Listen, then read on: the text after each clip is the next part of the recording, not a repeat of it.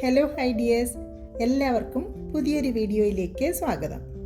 ഇന്ന് വളരെ സ്വാദിഷ്ടമായ തനി നാടൻ വിഭവമായ ഇടിച്ചമ്മന്തിയുടെ റെസിപ്പിയാണ് ഷെയർ ചെയ്യുന്നത്. ഹോസ്റ്റലൈറ്റ്സിനും യാത്ര പോകുന്നവർക്കുമൊക്കെ കൊടുത്തയക്കാൻ പറ്റിയ ഒരു സൂപ്പർ ടേസ്റ്റി ഇടിച്ചമ്മന്തി. അപ്പോൾ എങ്ങനെ തയ്യാറാക്കുന്നു എന്ന് നമുക്ക് നോക്കാം.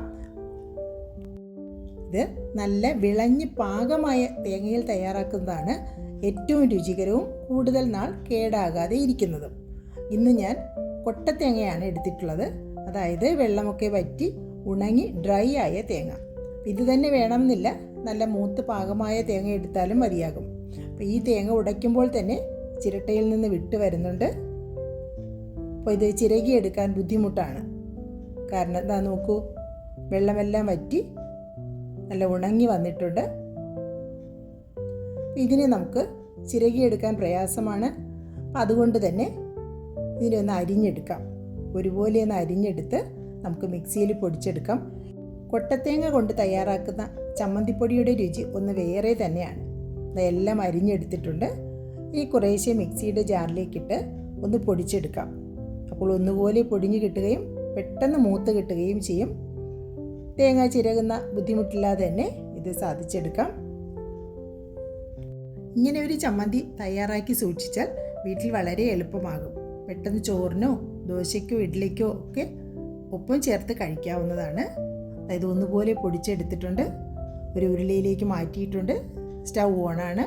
ഇതിലേക്ക് ഞാനൊരു 40 വറ്റൽമുളക് എടുക്കുന്നുണ്ട്. ഒരു നെല്ലിക്ക വലിപ്പത്തിലുള്ള പുളിയാണ് എടുക്കുന്നത്. കുറച്ച് കൊച്ചുള്ളി സ്ലൈസ് ചെയ്തിട്ടുണ്ട്. ആവശ്യത്തിന് ഫ്രഷ് കറിവേപ്പിലയും. ഉള്ളി ഒന്ന് സ്പ്ലിറ്റ് ചെയ്തിട്ടിട്ടുണ്ട്. അത് എല്ലാ ഭാഗത്തും ഒരുപോലെ വരുന്നതിന് വേണ്ടിയിട്ടാണ് അതിനൊന്ന് സ്പ്ലിറ്റ് ചെയ്തിട്ടിരിക്കുന്നത്. ഇനി നമുക്കിതിനെ നന്നായിട്ട് ഇളക്കി യോജിപ്പിക്കാം.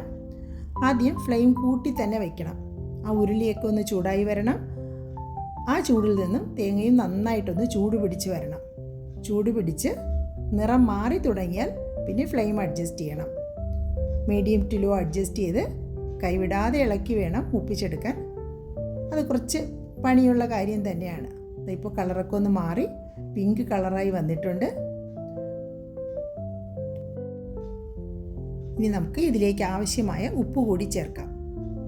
വീണ്ടും നന്നായിട്ട് ഇളക്കി യോജിപ്പിക്കണം. ഇടിച്ചമ്മന്തി ഈ രീതിയിലും അല്പസ്വല്പം വ്യത്യാസം വരുത്തിയും പലരും തയ്യാറാക്കുന്നുണ്ട്. എല്ലാം രുചികരം തന്നെയാണ്. ഈ കാണുന്ന ചമ്മന്തിക്കൂട്ട് പൊടിച്ചെടുക്കാൻ ഒത്തിരി പ്രയാസമാണ്. പ്രയാസം എന്ന് പറഞ്ഞാൽ മിക്സിയിൽ പൊടിച്ചാലും ഉരലിൽ പൊടിച്ചാലും പെട്ടെന്ന് കുഴഞ്ഞു പോകും. എണ്ണയെല്ലാം തെളിഞ്ഞ് കുഴഞ്ഞ് അതൊരു ഹൽവ പോലെയായി മാറും. അങ്ങനെ വേണമെങ്കിൽ അങ്ങനെ എടുക്കാം. അല്ലെങ്കിൽ മിക്സിയിൽ പൾസ് മോഡിലിട്ട് പെട്ടെന്നൊന്ന് കറക്കിയെടുക്കുകയാണ് വേണ്ടത്. അപ്പോൾ തരിതരിപ്പായിട്ട് പൊടിഞ്ഞ് കിട്ടും. അല്ല, ഇത് നല്ല പൗഡർ ഫോമിൽ വേണമെങ്കിൽ ഇതിൽ ഉഴുന്നുപൊടി കൂടി ചേർക്കാം. അപ്പോൾ അളവും കൂടുതൽ കിട്ടും, കുറച്ച് ഡ്രൈ ആയിട്ടിരിക്കുകയും ചെയ്യും. അപ്പോൾ എങ്ങനെ വേണം എന്നുള്ളത് അവരവരുടെ സ്വാദനുസരിച്ച് തീരുമാനിക്കാവുന്നതാണ്. വറുത്ത് പൊടിച്ച ഉഴുന്നുപൊടിയൊക്കെ ചേർത്ത് ഞാൻ മുൻപ് ഇടിച്ചമ്മന്തിയുടെ ഒരു റെസിപ്പി ഷെയർ ചെയ്തിട്ടുണ്ട്. അത് നല്ല പൗഡർ ഫോമിലാണ്. അത് കൂടുതൽ നാൾ, ഒത്തിരി നാൾ കേടുകൂടാതെ സൂക്ഷിക്കാനും പുറത്ത് കൊടുത്തയക്കാനും ഒക്കെ പറ്റിയ ഒരു റെസിപ്പിയാണ്.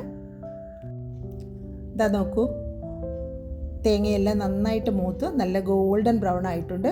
അപ്പോൾ ഇനി തീ ഓഫ് ചെയ്ത് ഇളക്കിയാൽ മാത്രം മതിയാകും. ആ ഉരുളിയുടെ ചൂട് കൊണ്ട് തന്നെ ഒന്നുകൂടെ ഒന്ന് മൂത്ത് കിട്ടും. അപ്പോൾ ഒന്നുകൂടെ ഇളക്കി യോജിപ്പിച്ച് ഇതൊന്ന് തണുക്കാനായിട്ട് മാറ്റി വയ്ക്കണം. അപ്പോൾ ഇരുന്ന് ആ പാത്രത്തിൻ്റെ ചൂട് കൊണ്ട് ഒന്നുകൂടെ ഒന്ന് റെഡിഷായിട്ട് വരും.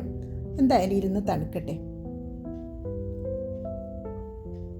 ഇതാ ഏകദേശം തണുത്ത് വന്നിട്ടുണ്ട്. കളറൊക്കെ കുറച്ചുകൂടെ മാറിയിട്ടുണ്ട്. വറ്റൽമുളകെല്ലാം നല്ല ക്രിസ്പിയായി. ഒന്നുകൂടെ ഒന്ന് ഇളക്കി നമുക്ക് മിക്സിയുടെ ജാറിൽ കുറേശ്ശെയിട്ട് ഒന്ന് പൊടിച്ചെടുക്കാം. കൂടുതൽ അരഞ്ഞു പോകേണ്ട ആവശ്യമില്ല.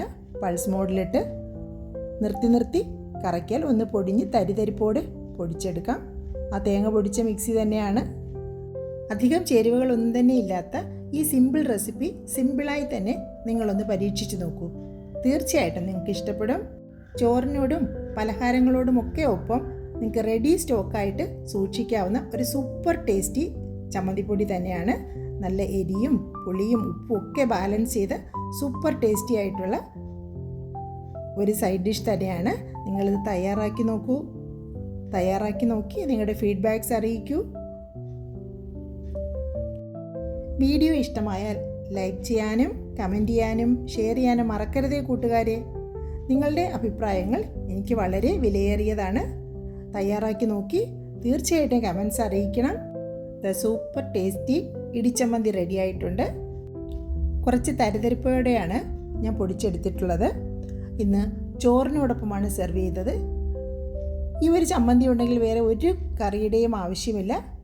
നമുക്ക് അത്യാവശ്യത്തിന് കറികളൊന്നുമില്ലാത്ത സന്ദർഭത്തിൽ ഈ ഒറ്റ ചമ്മന്തിപ്പൊടി കൊണ്ട് നിറയെ ചോറുണ്ടാവുന്നതാണ്. നമ്മൾ ടിഫിൻ ബോക്സ്, സ്കൂളിലേക്ക്, ഓഫീസിലേക്ക് ലഞ്ച് ബോക്സ് എടുക്കുന്നതിലും ഈ ചമ്മന്തിപ്പൊടി ഉൾപ്പെടുത്താവുന്നതാണ്.